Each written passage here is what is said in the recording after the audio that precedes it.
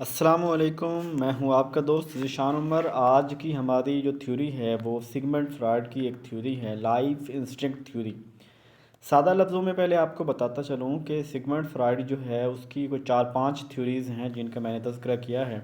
उसमें से एक ये है, और इसके अंदर जो वो कंसेप्ट देता है ना, वो देता है इरोज़ और थॉनाटोज़ को। इरोज़ ये होता है जिसे हम कह सकते हैं कि जीने की तमन्ना, थॉनाटोज़ मरने का गम। ठीक है। इरोज़ के अंदर चूँकि जो सिगमंड फ्रॉयड है ये क्या करता है कि ये एक इंसान की तमाम ज़रूरियात को, एक इंसान की जिबिलत को, एक इंसान की फितरत को वो सेक्स के साथ जोड़ता है। वो कंप्लीट कहता है कि इंसान का हर एक्शन जो है ना, उसके बैक पे सेक्स होता है। हर इंसान की जो प्राइमरी नीड है, जो प्राइमरी इंसान की जो हरकत, वो सारी उसके साथ जुड़ी हैं। तो इरोज़ के अंदर वो कहता है कि इंसान की जो जीने की तमन्ना है, जो उसकी एनर्जी, वो सारी सब का ताल्लुक लिबिडो। लिबिडो मतलब ये एक अर्ज ऑफ सेक्स, एक ऐसी एनर्जी, या तो वो बंदा उस एनर्जी को सेक्स के लिए यूज़ करे या उस एनर्जी को डाइवर्ट करके किसी और पर्पज़ के लिए यूज़ करे। तो इस तरह की बात करता है, हम इसको देखते हैं। ये सिगमंड फ्रॉयड जो एक ऑस्ट्रेलियन था, ऑस्ट्रिया का था। ऑस्ट्रेलियन नहीं, ऑस्ट्रियन था, ठीक है ना, ये ऑस्ट्रिया का था। और ये न्यूरोलॉजिस्ट था। और ये इसने जो फेमस इसका जो काम है, जो असल इसने साइको एनालिसिस थ्योरी दी थी, जिसके अंदर हम बात करते हैं वो कॉन्शियस, सब कॉन्शियस और अनकॉन्शियस की बात करते हैं। इसकी जो थ्योरी है वो सब कॉन्शियस के गिर्द जो है वो रिवॉल्व कर रही होती है।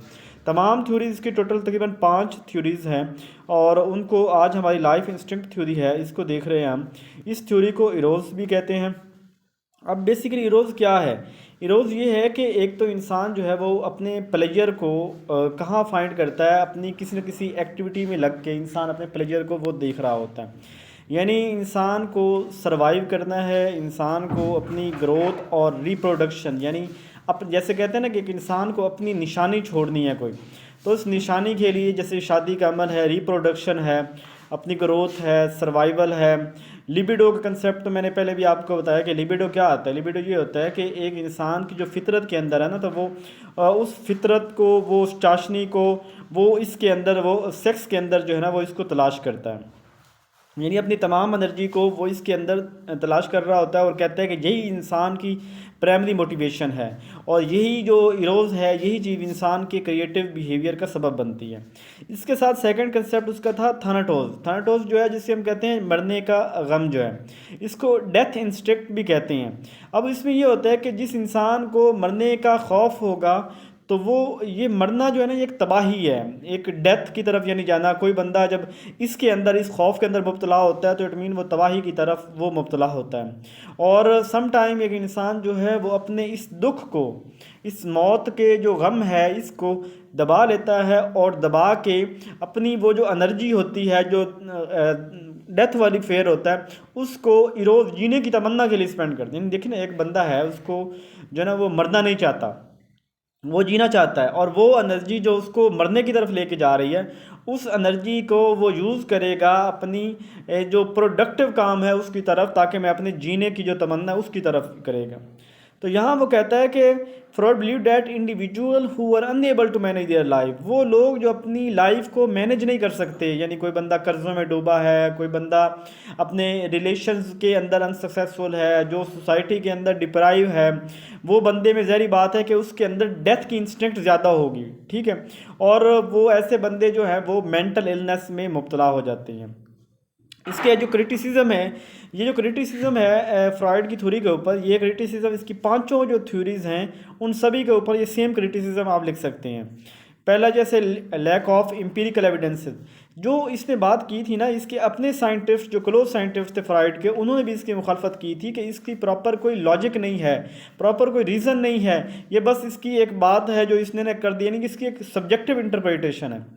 सेकंड कहता है कि ये बहुत ओवर सिंप्लीफिकेशन आप कर देता है कि इंसान का बिहेवियर जो है वो तो बहुत कम्प्लेक्स है, और ये जो सिगमंड फ्रॉयड है तो बहुत सिंपली कह देता है जी कि इंसान की प्राइमरी मोटिवेशन भी यही है, इंसान के हर काम का ताल्लुक इसी के साथ है, तो बहुत सादा के से लफ्ज़ों में कह देता है, हालांकि ऐसी बात है नहीं।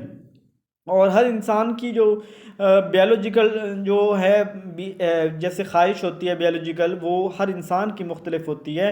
हर इंसान इंडिविजुअल डिफरेंसेस होते हैं इंसानों में, हर इंसान मुख्तलिफ अंदाज से सोचता, मुख्तलिफ उसकी फीलिंग होती हैं। ये यहाँ पे एक ही कैटेगरी में सबको काउंट कर रहा है। इसके साथ ही वो कहते हैं कि ये एक जो फ्राइड की जो अप्रोच रही है ना, वो मिज़ोगाइनिस्ट है। मिज़ोगाइनिस्ट कहते हैं कि वो लोग जो वो मर्द जो औरतों से नफरत करते हैं, मतलब मीज़ोगानी यानी मर्दों की तरफ अप्रोच रही है। ये इंसानों मर्दों के सेक्स, मर्दों की जो लिबिडो, मर्दों की जो हरकत, जो फीलिंग, उसको ज़्यादा रीड कर रहा होता है और औरतों को भी उसी में कंसिडर कर रहा होता है। यानी औरतों के ऊपर प्रॉपर उसकी कोई बात कोई नहीं, लेकिन औरतों को अंडर एस्टिमेट कर रहा होता है। तो ये कुछ बातें थी फ्रॉइड के हवाले से। जो कंसेप्ट जीने की तमन्ना, मरने का गम, जीने की तमन्ना है तो वो उसके लिए रिप्रोडक्शन करेगा, ग्रोथ करेगा, वो उसके लिए सरवाइव करने के लिए कुछ एक्टिविटी करेगा।